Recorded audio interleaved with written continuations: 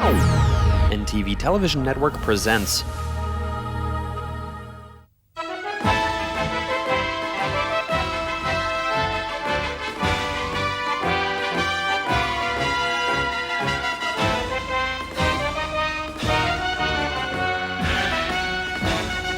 The Other Day, Current Era, 1973.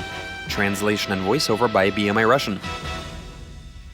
Good evening. You're watching episode 13 of our series, The Other Day, 1961 to 1991, Current Era. Events, people, and occurrences which defined a lifestyle. Things that we can't imagine ourselves without, let alone comprehend. Another year, another episode. This time we're covering 1973. Tutankhamun, exchanging party membership cards, victory in Vietnam, 17 moments of spring, the Buran snowmobile, letters about Andrei Sakharov, 1 billion poods of grain, the government junta of Chile, and the fan-favorite cartoon, well, just you wait. Commenting, we have economic expert Yegor Gaidar, political expert Sergei Karaganov, writer Anatoly Strelyny, Central Committee member, Foreign Affairs Minister Raul Leroy, and other officials.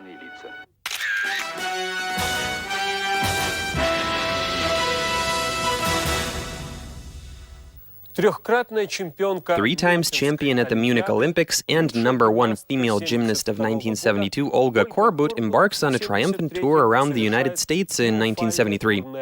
From over there, we would hear enthusiastic accounts from American reporters, which would be parroted by our newspapers, about the Russian miracle with pigtails. Tens of thousands of spectators flooded sports arenas. Korbut was an astonishingly small lady, weighing in at just 84 pounds. The tiny girl performed difficult and dangerous moves. She was the first person in the world to do a somersault on the beam, as well as the Korbut flip on the bars.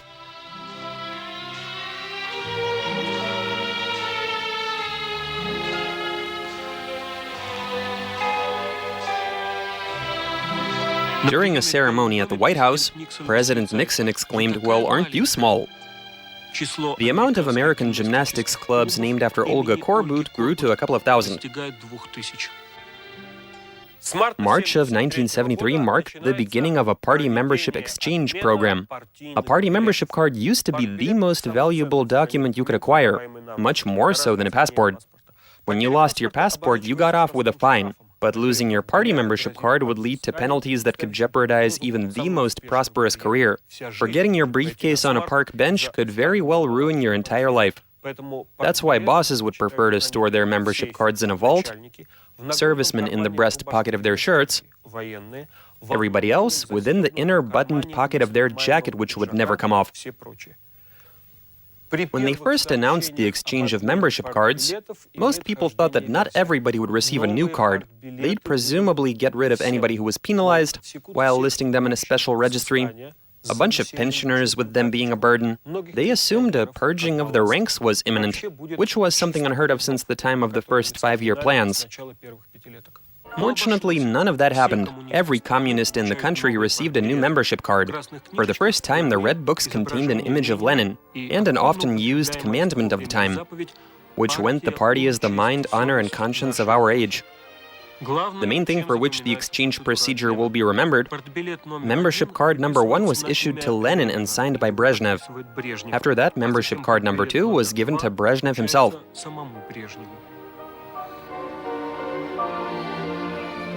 A combination of the rock and roll trend, which was frowned upon, and the promotion of unpopular folk artists results in a rapidly growing Soviet folk rock scene, with a Belarusian band called Pesniary becoming the leading force in this new genre.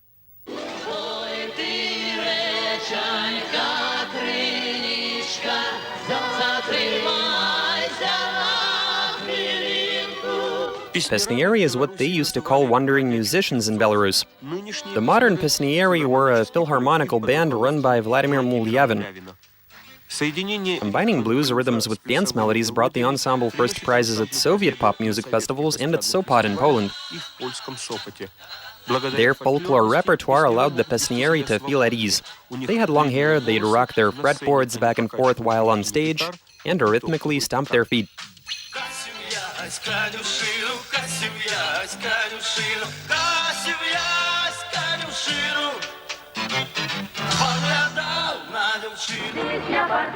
Tesniari would soon be followed by Ariel from Chelyabinsk and Virasi, who were also from Belarus.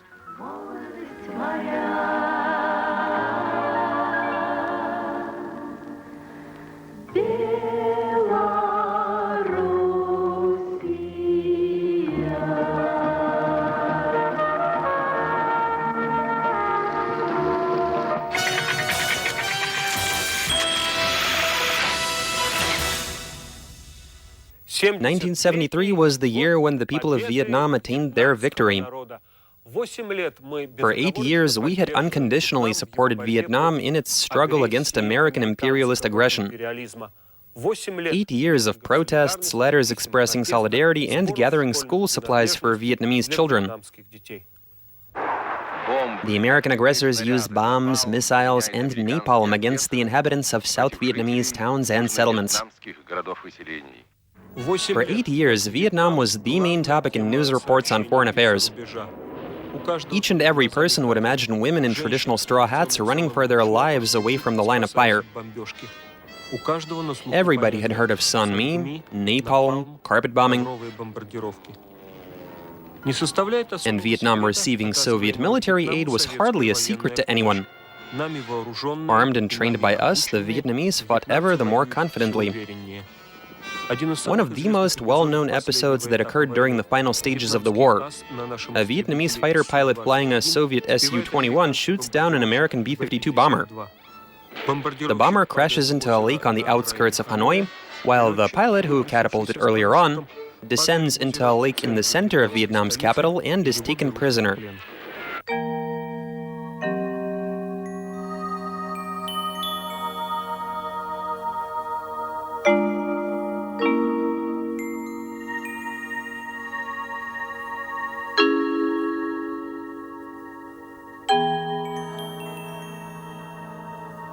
It was here at the West Lake in Hanoi where the American pilot wound up.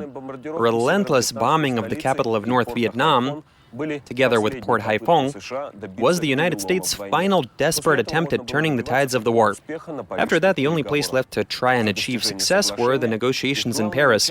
For successfully working out an agreement, the U.S. President's assistant Henry Kissinger and Special Ambassador from North Vietnam Le Duc Tho received the Nobel Peace Prize. Even without the written text of the agreement on ending war and restoring peace, it was clear that the United States had lost the war. American troops fled in disgrace. We had won together with Vietnam. Vietnam would become a socialist country in its entirety. Our weapons proved to be superior. The tiny Vietnamese people turned out to be more rugged than the massive Yanks. The moral and political training of the guardians of socialism outweighed the battle spirit of the imperialist aggressors. In 1973, in the Trans-Ili Alatau Mountains in Kazakhstan, a high-altitude sports complex called Medeu was opened. This was the world's fastest ice skating rink. Medeu is over a mile above sea level, where the air is a bit thin. Medeu is surrounded by mountains, therefore shielded from the wind. One record after another was set here during championships of worldwide, European, and Soviet caliber. The ice was artificial. Underneath the gigantic rink, you had 105 miles of pipes containing a cooling agent. Medeu was the pride of Soviet sport, and to this day it remains unmatched in its own right. Later on, indoor ice rinks of similar size were built in Canada and Holland. The new Medeu Sports Complex is a unique facility. Athletes are provided with comfortable hotel rooms and medical preventative cabinets. Experts call this the world's best high-speed ice. In late August of 1973, central newspapers publish a letter from members of the USSR's Academy of Sciences. 40 academics, from Basov to Engelhardt, claim that they deem it necessary to convey to the masses their position on the behavior of Andrei Sakharov. The scientists notified the country that Sakharov had forsaken science, was making statements that defamed the political system, internal and foreign policy of the USSR, while blatantly misrepresenting the realities of Soviet life and speaking out against de-escalation. That letter ended with a warning. We hope that Andrei Sakharov reconsiders his actions. One day later, a letter from Soviet writers was published, which, aside from Sakharov, also mentioned Solzhenitsyn. Their activity warranted great contempt and disapproval. After that, a letter dedicated to Sakharov was put together by members of the All-Union Academy of Agricultural Science. Such comprehensive yet vague letters were written about a person who, up until that point, a gigantic country knew absolutely nothing about. What's amazing is that they brought this up in the first place. This implies that they could no longer stay quiet on the matter. An academic dissident was something completely unheard of. Some were annoyed, saying, "What else does he need? Rumor has it that academics are paid 1,000 rubles a month." Others, who were tuned into foreign radio stations, were even more disturbed by messages claiming that Sakharov is the father of the Soviet hydrogen bomb and 3 times hero of socialist labor, recipient of both Lenin and state prizes.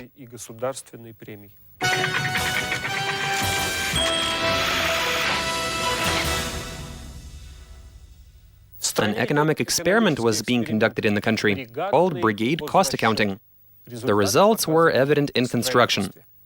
A hero of socialist labor from Leningrad called Zlobin was glorified all around the Soviet Union. Based on his example, a new method was being implemented.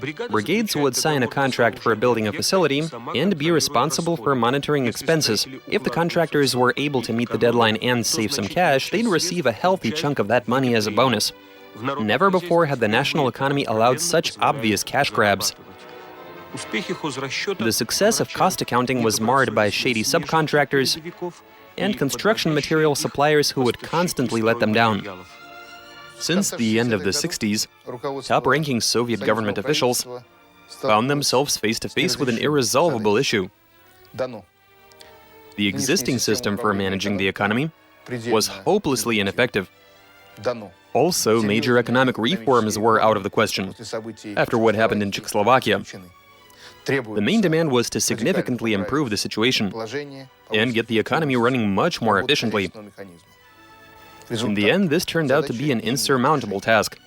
This led to never-ending turmoil, new indexes, experiments with the economy, companies, attempts to modify the mechanisms for creating cost accounting foundations, the spread of experiments in the national economy, seals of quality. However, none of this had any effect on what was happening in the real world, on how the economy was developing. Quality was still subpar, same story with competitive capacity, and as was the case before, there was still no motivation to try and promote the efficient use of resources. 1973 was the time to shine for short comedy films. The genre was elevated to fame by the Georgian Televised Film Association. By that time, they had already received 23 festival prizes for their work.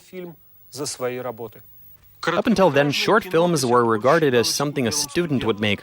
Yesterday's students, who now worked for the Youth Association under the Georgian Film Studio, developed a way to portray anecdotes in cinema. The premises would be similar to parables. The directing was elegant and concise.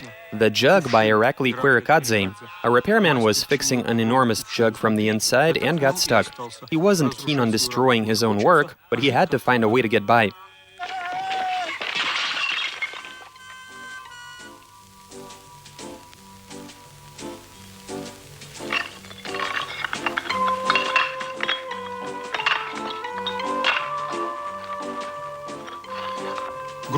Georgians would be depicted in these short films as simple, wise, artistic, and willing to laugh at themselves, all at the same time. Out of the way, old man. No, you get out of the way. Can't you see I've got a vehicle? Turn it around. It doesn't go in reverse. It's an ass, not a Volga. I'm gonna kill it. Chill out. Step aside. Get out of the way.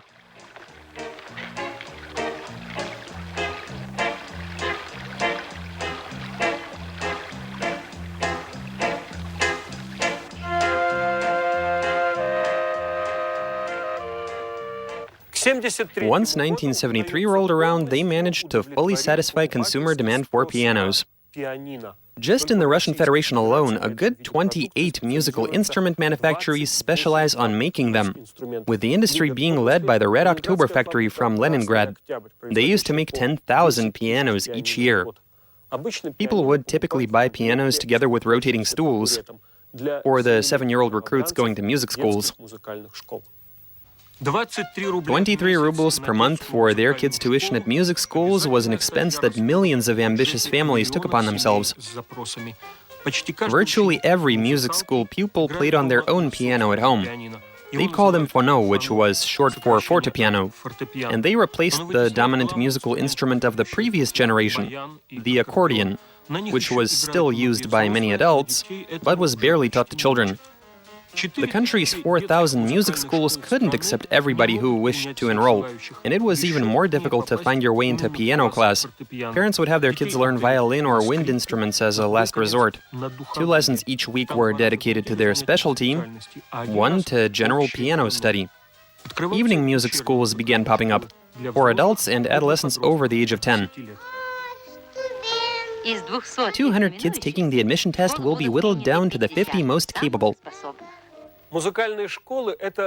Music schools were considered a means of aesthetical education.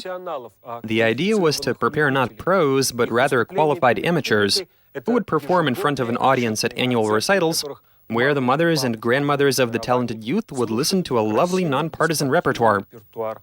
Chopin's Nocturne, Tchaikovsky's Old French Song, Beethoven's Four Elise. In 1973, the Soviet people learned of the existence of 1 billion poods, which primarily denoted grain from Kazakhstan. Brezhnev visited Kazakhstan quite often, and with obvious pleasure. In August of 1973, he flew into Alma-Ata to present the latest Order of Friendship of Peoples, which was bestowed upon each Soviet republic in succession. For most of his speech, he spoke about the wheat that Kazakhstan's workers poured into the motherland's reserves. The previous year's 1 billion poods were harvested under unfavorable weather conditions, and the General Secretary commended Kazakhstan's plan to gather at least another 1 billion poods of grain this year.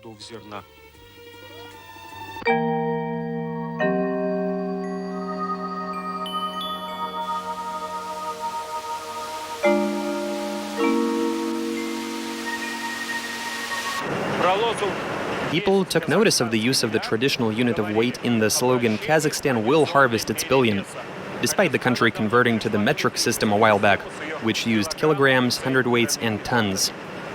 The pood's origin wasn't ideologically sound, since it was reminiscent of greedy kulaks holding their shotguns.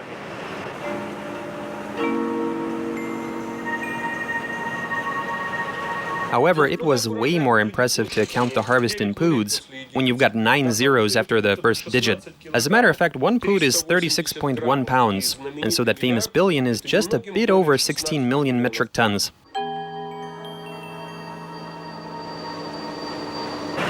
The all-Union harvest amounted to about 180 million tons, and so the achievements of Kazakhstan and Ukraine, which also reported gathering 1 billion poods, weren't all that impressive. We were still forced to buy foreign grain, like we'd been doing for 10 years before, as it was unwillingly admitted by authorities.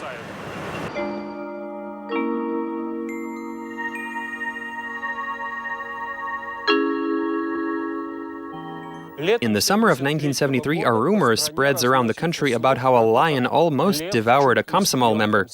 After a short delay, newspapers would publish the details of what happened. An 18-year-old student named Vladimir Markov was taking a walk with his girlfriend and his dog next to a school on Mosfilmovskaya Street. The dog ran into the schoolyard, after which the young man climbed over the fence, and when he caught up with his dog, a lion came out of the bushes. The lion knocked the student off his feet and pinned him to the ground. People heard the screams and gathered at the scene, and in a few minutes, malicious Second Lieutenant Gurov appeared and immediately shot down the gigantic predator. The lion turned out to be the famous king, who was brought up by the Berberov family. For a number of years, the nation had been charmed by King the Lion, who was living in Baku as the household pet of an engineer named Berberov. The domesticated king of beasts was featured in the news, glorified in printed articles, plus he starred in various feature films. The final film starring King was The Unbelievable Adventures of Italians in Russia. They'd wrapped up 2 months of filming in Leningrad, with just a few scenes left to shoot in Moscow. In the agreement signed between the film studio and the Berberov family, it was written that the yard where King would be located had to be surrounded by an 8-foot-tall barbed wire fence. That demand was fulfilled in Leningrad, but in Moscow the schoolyard occupied by King was open to the world. King the Lion was the most famous example of a trend which began back in the 60s, when people would domesticate wild animals. Lynx kittens nurtured by shepherd dogs, bear cubs living in weather stations in the taiga. Back then, the predatory actor was acknowledged in a piece written by famous puppeteer Sergei Obraztsov. It went, even in his death, King proved that he is not a foe but a friend to man. In 10 minutes, even a shepherd could have mauled a human to death, when all King did was leave a few scratches. The country is relieved and the Berberovs take in a new lion for domestication. But in 10 years, they were too late to gun down King II. He managed to rip Berberov's youngest son to pieces, while seriously crippling his mother. Leonid Ilyich Brezhnev bestows a gold star medal upon Todor Zhivkov.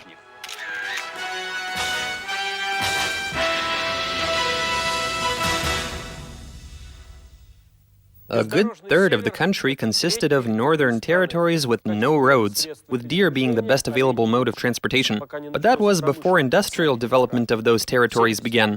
1973 marked the debut of the Buran snowmobile.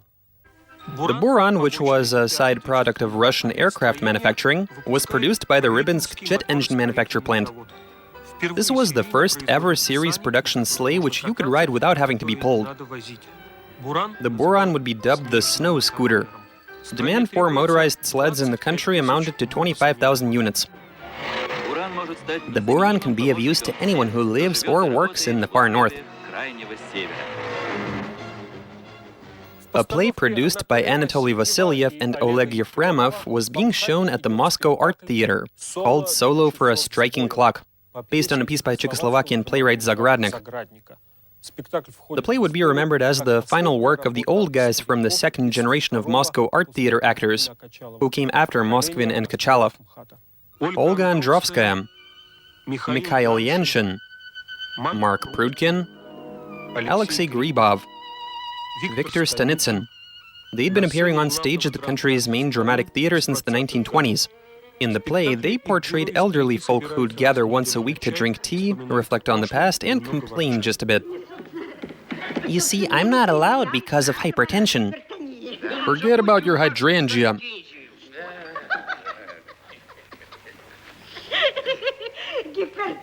Hypertension. Oh, wow, I see you're a jolly fellow. This was an actor-focused play, with each having their own solo piece.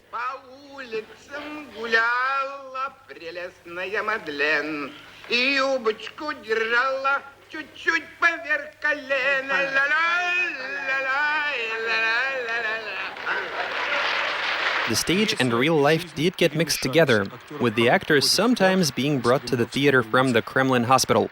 For 3 years, those who kept track of international news knew about Chile. For 3 years, this country, one of the most distant from the Soviet Union period, had been run by the Popular Unity Party. It consisted of left-wing forces, including communists. President Salvador Allende implemented progressive economic reforms, which infuriated the local bourgeoisie together with transnational monopolists. On September 12, 1973, we all learn about Chile. An armed coup occurred in Chile. President Allende was murdered. The coup happened after socialist economic reforms had failed. Fixed prices, widespread nationalization, and a worldwide decrease in the demand for copper, which was Chile's main export commodity, all of this led to economic collapse in Latin America's most prosperous country. Chile was shaken by protests and waves of left and right-wing terrorism. The military rebellion began with the Navy. In Port Valparaiso, they arrest 3,000 people and instate curfew. On a bright sunny day, a signal to start the rebellion came in over the radio, to the tune of "It's raining on Santiago." Meanwhile, in the capital, the rebels take the presidential palace by storm, while supported by artillery and aircraft. Surrounded inside La Moneda, Salvador Allende manages to address the people via radio. Allende was murdered right in his office, with a machine gun in his hands and presidential ribbon on his shoulder. Commander-in-chief of the army, General Augusto Pinochet, becomes the head of the new regime.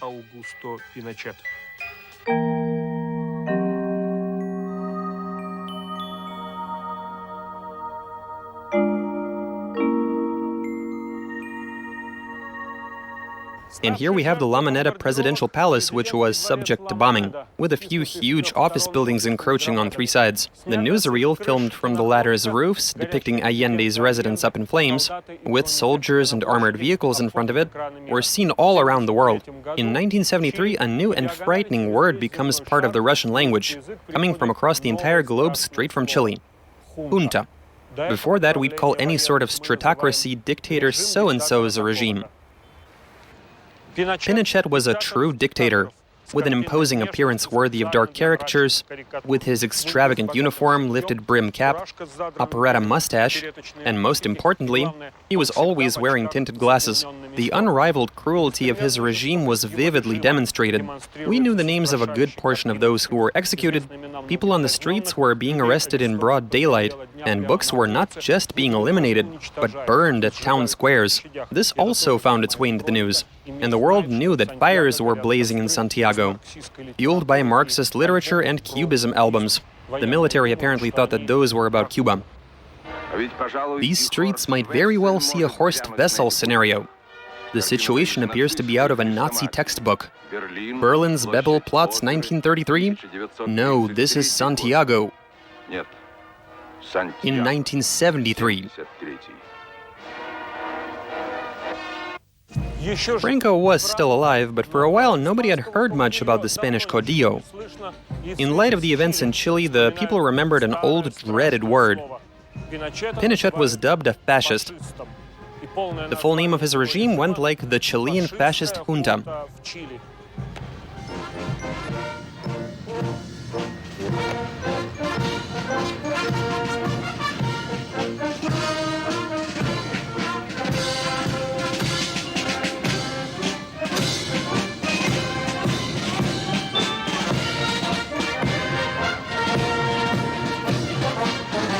Salvador Allende, coming to power with his mildly socialist views, came as something quite unexpected for DC. Naturally, it was viewed through the lens of the Cold War. It's worth noting that Allende's rule did destabilize the economy. Various groups of society felt as if they were oppressed. The United States began a campaign aimed at the political destabilization of his regime, and it worked. When Pinochet became head of state, he didn't have any thoughts on the economy. Perhaps somewhat inadvertently, he incorporated into his team economic experts from the so-called Chicago School, who brought Chile to its current state of prosperity.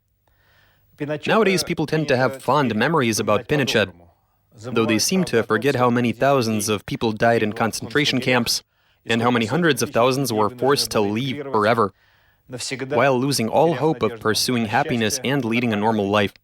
The movie I Want the Floor by Gleb Panfilov can be regarded as a documentary account. The news on current events in Chile reached the home of the town committee chairman, played by Inna Churikova, right when her husband, played by Nikolai Gubenko, was being a diligent father to his son. Look at the TV. It hurts! A meeting of the National Assembly Committee on matters related to national education, on the events transpiring in Chile. News about a military coup in Chile grabbed the attention of the entire planet. Some news agencies report that President Salvador Allende has been murdered. The rebels have occupied every TV and radio station. The country has no way of communicating with the outside world. Daddy, they killed President Allende. Don't do that, Elise. What are you talking about, Sergey? They killed Allende. What are you crying about? What about you? What do I have to do with this? Right after the coup, all political parties in Chile were dismissed, while communist and socialist leaders were declared wanted. Thousands of prisoners were transported to military quarters and to Santiago's main stadium, the Nacional. After a screening process, some of the apprehended were executed right on the soccer field. On November 21, 1973, the USSR national soccer team was supposed to play with the Chilean team in a World Championship qualifying match. It was meant to take place at the Nacional Stadium in Santiago. The Soviet Soccer Association stated that Soviet athletes cannot play at a stadium where the blood of patriots has been shed. They proposed to hold the match in a neutral country. But FIFA, the International Soccer Federation, claims that it sees nothing wrong with the game being staged in Santiago. Regardless, our guys stood their ground. On November 21st, 4 Chilean footballers rolled the ball from the center field to an empty goal and kick it in. Technically, our team had lost, meaning that the USSR national soccer team didn't qualify for the World Championship. However, the leaders of two superpowers agreed on the need for initiating a dialogue.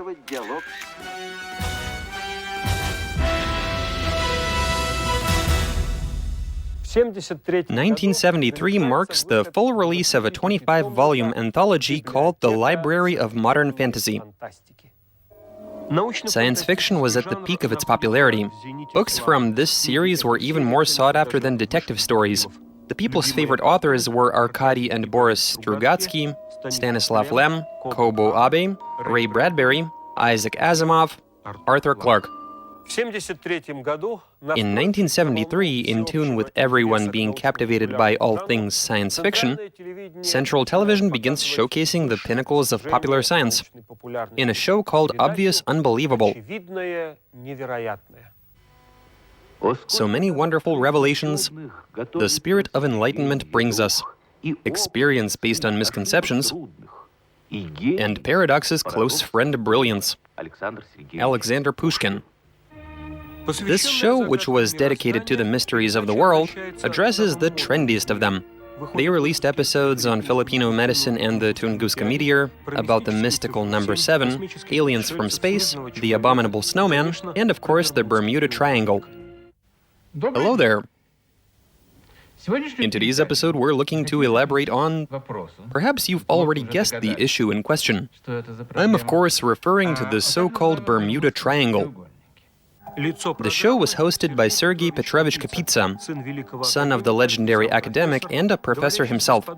He spoke in a unique pre-revolutionary manner, speeding up twofold when he spoke English with his foreign colleagues. In 1973, the Volzhsky automobile plant, which finally reached its projected output capacity, begins developing its own network of service centers all around the country. The plan was to open 33 major centers and 500 smaller repair shops. What used to be called local mechanics was now known as a maintenance and repair station. An ideal example of this new type of facility was the Moscow-based auto center located on the Varshavskaya highway. Theoretically, it was supposed to be able to service 500 cars a day, though in practice, neither the Varshavka center nor shops situated in other cities were capable of resolving a problem that was growing ever more severe. There was a chronic lack of spare parts, which you simply couldn't find at state price. Plus, there were no longer any foreign components left at Avtovaz, which led to a decline in quality and a more frequent need for repairs. The term propshaft universal joint was something not only car enthusiasts knew, but also members of their families. Knowing an automotive technician becomes just as much of a necessity as knowing a senior doctor at a hospital. Swapping brake pads took an entire day. People would take a day off from work, or even go on vacation in serious cases. For some people, that seemed appropriate, dedicating their entire vacation to their car, taking it over to the Varshavka Center for a month, and checking on it daily. People's artists had a new wanted guest at their holiday tables, panel beater Eugene from the Varshavka Center. When a writer published a new book, he'd immediately go there and bring a copy to Eugene. Eugene's heirs now own the complete works of each and every classic of that period, from Julian Semenov all the way to Sergei Mikhalkov. Though Eugene himself has long passed away due to his drinking problem. Some enthusiasts would even bring their wives with them to the Varshavka Center. The man runs around with the papers, while she guards the car, preparing him some lunch on the back seat precisely at noon, in a clean ruchnik, with some soup inside a thermos, since he has to eat warm meals at a certain time due to his ulcer. And finally, they hand the car over. The workshop is right behind a transparent divider. People would spend hours on end peering through the glass, watching the car move from one post to the next. In the same vein, a happy married couple from a remote village would take their cow to the Central Committee Collective Farm to the vet or for artificial insemination. In 1973, the last living relic from the Civil War, Semyon Mikhailovich Budyonny, turns 90. The long-lived man conquers time. When 73 rolled around, the Budanovka hat seemed to be as old as the Sheiko, Budanovsky trotters as old as the Orlov breed. As for Marshal Budyonny himself, he was in cheerful spirits while celebrating his anniversary at the house of the Soviet Army. Budyonny was the only man who, for 50 years, was able to remain a living legend, as opposed to being fabled in death. Voroshilov almost made it to the same age, but he slightly ruined his reputation by getting involved with Molotov and Malenkov's team. In fact, not many people even knew that Molotov, Malenkov, and Kaganovich were still alive. Mikoyan didn't make public appearances. Khrushchev was basically kept under house arrest. Meanwhile, Budyonny was a stranger to disgrace and obscurity. His glory was quite loud and clear. The number one horseman, the main centaur, and that was 30 years after cavalry had been abolished. In August of 1973, the country first saw the top Soviet TV series, filmed by Tatiana Lyoznova, based on a novel by Julian Semyonov, 17 Moments of Spring. From that moment, the word spy in the Soviet Union becomes synonymous with the name Stirlitz. Stirlitz?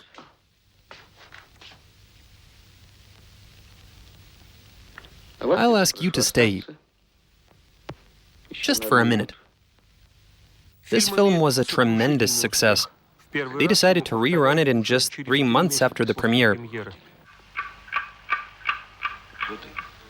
Everything and everybody was to like it once.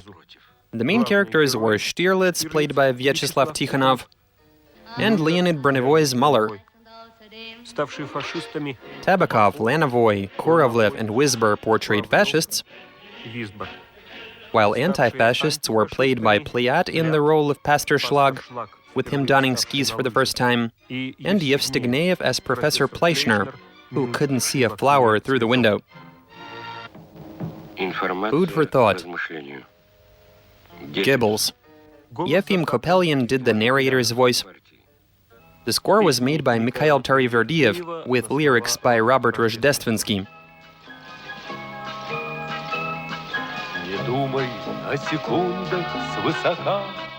Standing before the country in that SS Standartenführer uniform was the first sex symbol from the period of developed socialism, a man wearing a tie with a hint of gray hair and subtle wrinkles around his eyes.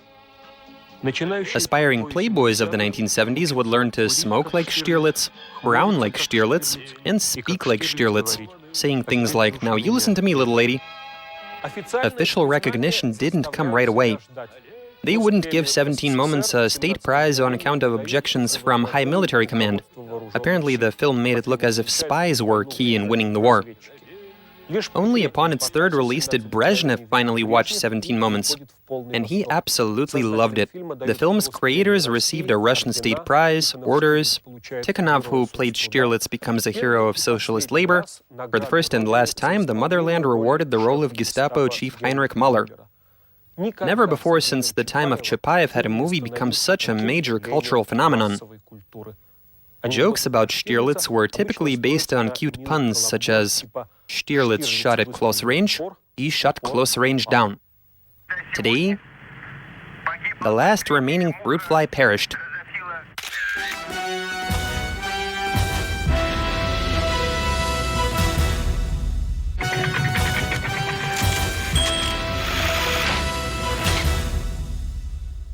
The latest achievement in the golden age for Soviet ballet.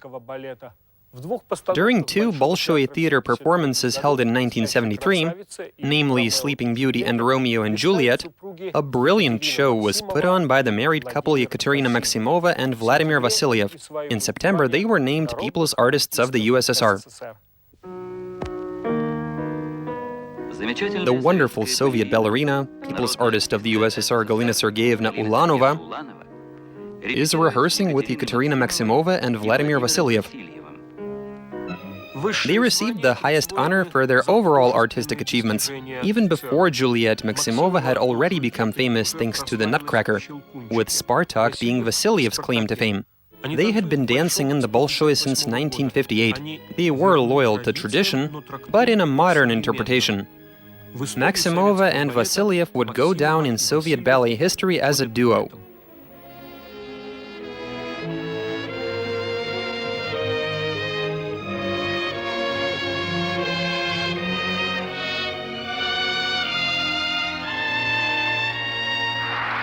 The autumn 1973 Conference of Oil Exporting Countries comes to a resolution. Each country was to reduce oil extraction by 5% every month until the moment Israel returned all occupied territories to their rightful owners, and until they began respecting the rights of the Palestinian people. An oil deficit strikes the West. The amount of commercial flights was reduced, while highways grew empty. Life in the West, where a personal car was a must-have, was close to being paralyzed. Soviet propaganda was gleeful on account of developing countries uniting in anti-imperialist solidarity and the inevitability of crises in the capitalist world. The oil crisis ended at the same time as the war. The West was now overpaying for gas, putting together fuel reserves, and creating new types of compact cars. For millions of people, even in the United States, driving a huge car becomes akin to madness. The energy crisis has affected everyday life in Europe and America in different ways. In some places, people remembered that a bicycle is the cheapest way to get around. On October 6th, during the Hebrew holiday of Yom Kippur, Egyptian tanks stormed the Suez Canal and made it deep into the Sinai Peninsula, which was previously annexed by Israel. At the same time, Syria recovered the Golan Heights. That attempt at the Arabs taking back their own sparked the most violent war in the Middle East, the Doomsday War. The sands of Sinai became the stage for the largest-scale land battles since the time of World War II, a Middle Eastern counterpart of the Battle of Kursk, with up to 1.5 million people and 6,300 tanks present. The desert was littered with charred equipment. Israel was able to cross the Suez Canal, and now its tanks were charging deep into Egypt. In the northern regions, the Syrian attacks were deflected, and after 4,000 city buses were withdrawn from duty, Israel delivers its troops to the Egyptian front line. The Egyptian armed forces were surrounded in the desert, with no access to water.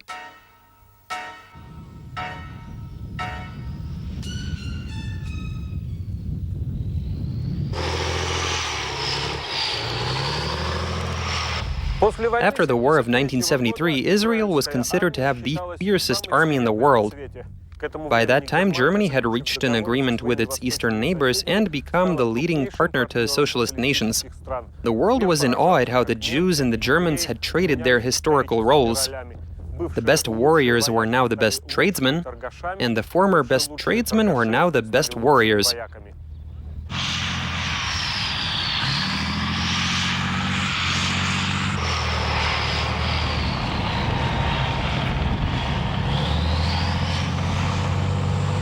The surrounded Egyptian forces were literally dying from dehydration. President Sadat urged both the USSR and the USA to intervene. The USSR declared its willingness to act unilaterally. The USA pressures Israel. The Israeli army stops advancing a mere 20 kilometers from Cairo and 30 from Damascus. The Americans had already left Vietnam, and so in Soviet propaganda, it was now Israel that became known as the biggest and pretty much only aggressor. Essentially the worst country in the world. A few more words on the Middle East. At the end of 1973, the previously exotic word Tutankhamun becomes rather common. An exhibition by the Egyptian National Museum called Treasures of Tutankhamun is tremendously successful in Moscow, Leningrad, and Kiev. The 50 objects on display were found in 1922 in the only one of the pharaoh's tombs that hadn't been ravaged. The center of attention was a 20-pound solid gold mask, which covered the face and shoulders of Tutankhamun's mummy. The flashy splendor and nonsensical name were quite captivating. Now everybody knew the number 2 Egyptian pharaoh, after Khufu and his pyramid.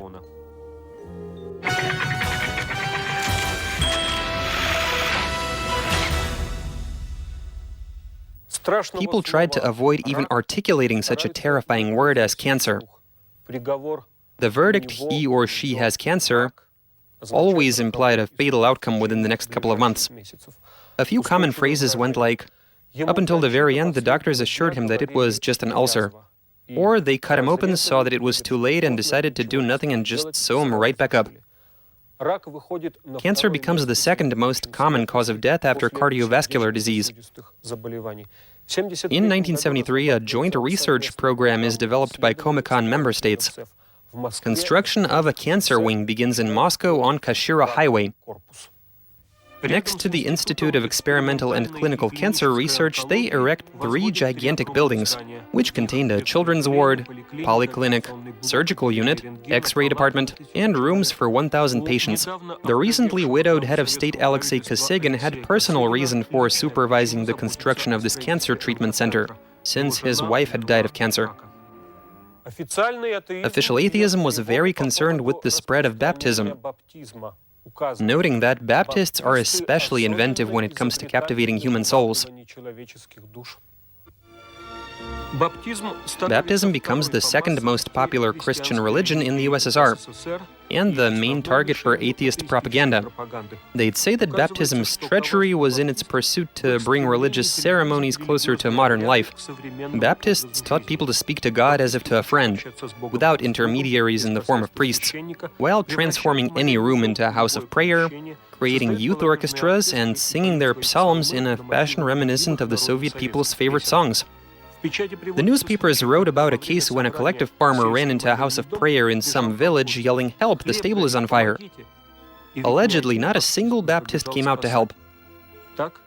According to journalists, that's how the logic of faith leads to the betrayal of important doings. In 1973, director Vyacheslav Katenishkin announces the end of his 4-series cartoon called Well, Just You Wait. However, Soyuz Multfilm Studio was flooded with letters from upset viewers. Well, Just You Wait was declared the nation's favorite cartoon and obliged to carry on.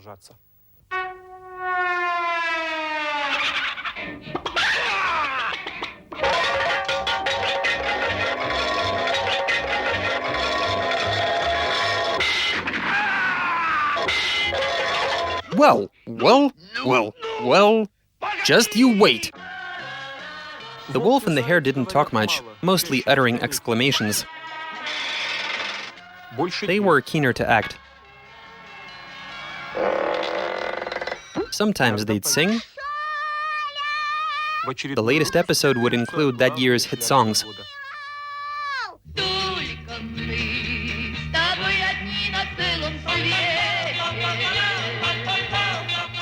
The squeaky-voiced hare, dubbed by Klara Rumyanova, received less love from the people than Anatoly Papanov's clumsy wolf.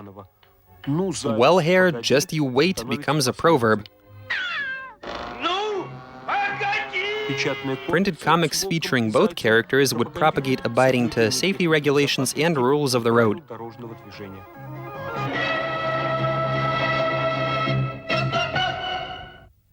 And that's it for 1973 in our series The Other Day, 1961 to 1991, Current Era. Events, people, and occurrences which defined a lifestyle.